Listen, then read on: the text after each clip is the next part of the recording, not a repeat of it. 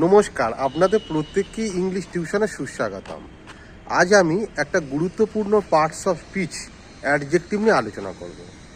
যে শব্দ নাউন বা প্রোনাউনের দোষ, গুণ, সংখ্যা, পরিমাণ ইত্যাদি প্রকাশ করে তাকে অ্যাডজেক্টিভ বলে, অর্থাৎ বিশেষণ।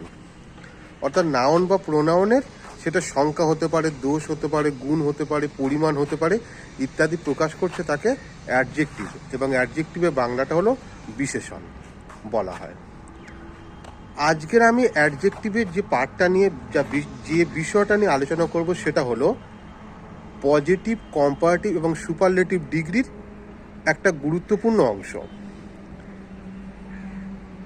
এক বা দুই সিলেবেল বিশিষ্ট যে বিভিন্ন অ্যাডজেক্টিভ রয়েছে সেগুলি শেষে যদি কনসোনেন্ট থাকে এবং কনসোনেন্টের আগে যদি ভাওয়েল থাকে, সেক্ষেত্রে সেই শব্দগুলির বা অ্যাডজেক্টিভগুলির পজিটিভ থেকে কম্পারেটিভ বা সুপারলেটিভ ডিগ্রি করার সময় ওই শব্দটা ডবল হয়ে যায়, মানে শেষে যে শব্দটা থাকে সেটা দ্বিতীয় বা ডবল হয়ে যায়।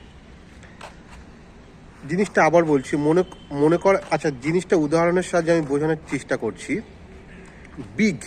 বিগ হলো একটা অ্যাডজেক্টিভ এবং এর শেষে জি রয়েছে। জিটা হলো একটা কনসোনেন্ট এবং কনসোনেন্টের আগে একটা আই ভাওয়েল রয়েছে। যখন শেষে কনসোনেন্ট থাকবে এবং তার আগে ভাওয়েল থাকবে, তখন ওটা পজিটিভ থেকে কম্পারেটিভ এবং সুপারলেটিভ ডিগ্রি করার সময় ওগুলো যে শেষে যে ভাওয়েলটা রয়েছে, শেষে যে কনসোনেন্ট রয়েছে সেটা ডবল হয়ে যাবে। অর্থাৎ বিগ থেকে বিগার, বিগেস্ট, যখন ওটা বানানটা হবে BIGGER, আর পজিটিভ কম্পারেটিভ হলো সুপারলেটিভে বিগেস্ট, BIGGEST। ঠিক তেমনিভাবে স্যাড, SAD, শেষে ডি রয়েছে কনসোনেন্ট এবং তার আগে রয়েছে ভাওয়েল।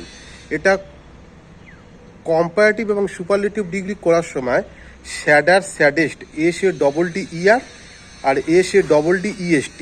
ঠিক তেমনিভাবে থিন থেকে থিনার, থিনেস্ট, THINNER, THINEST।